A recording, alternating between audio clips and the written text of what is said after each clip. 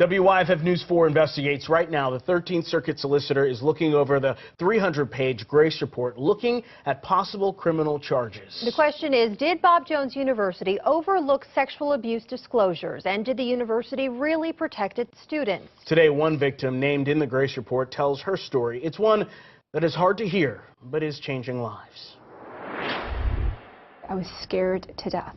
Jen Bika isn't healed, but healing. I didn't know until I was 22 that it wasn't my fault. For 13 years, she says she was a victim. From the age of 9, a victim of sexual assault. It was a very close family member, yeah. Your brother? Yes. The Manatee County Sheriff's Office sent us this mugshot of Jeremy Bika.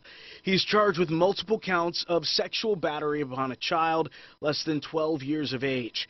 Court documents reveal that before he was 18, he committed, quote, thousands of assaults.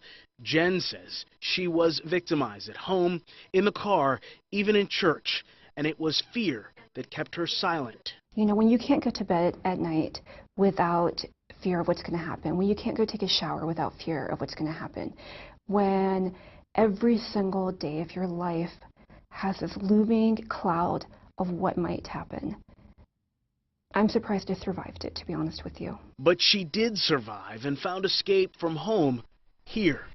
Jen came to Bob Jones University in the fall of 2007, believing that this Christian institution would help her. Here I was like, I can get counseling, I can heal, I can work through things. Like, I was excited. She met with a counselor, one still employed at the university. I went to her, and at that point I had crashed, absolutely crashed. I wasn't eating, I wasn't sleeping, I was at absolute rock bottom. I was suicidal.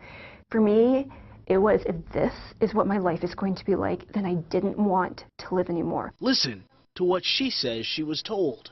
If you've forgiven your perpetrator, and if you've asked God for forgiveness for any part that you had in it, then you should be over it. And I walked out of her office that day, the most hopeless person ever. Court records show there's no report that Bob Jones University ever contacted police to report the claims. In fact, the 22-month Grace investigation, which includes interviews with Jen Bika, reveals a, quote, underlying culture of sexism at the university, and says sexual assault disclosures for years were not reported to DSS or law enforcement. Bika says she actually got help off campus after finding the courage to come to what is now the Julie Valentine Center in Greenville. One very dark day I decided to visit. I had no idea what a rape crisis center was. All I knew was that I had been raped, and maybe, just maybe, they could help.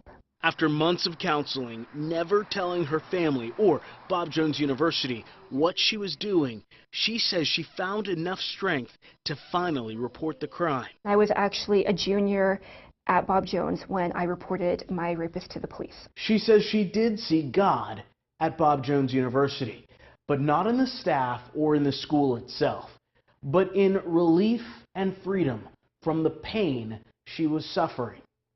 My next question was what she would say to the people who she says made her feel like she was the one who did something wrong. What do you say to them?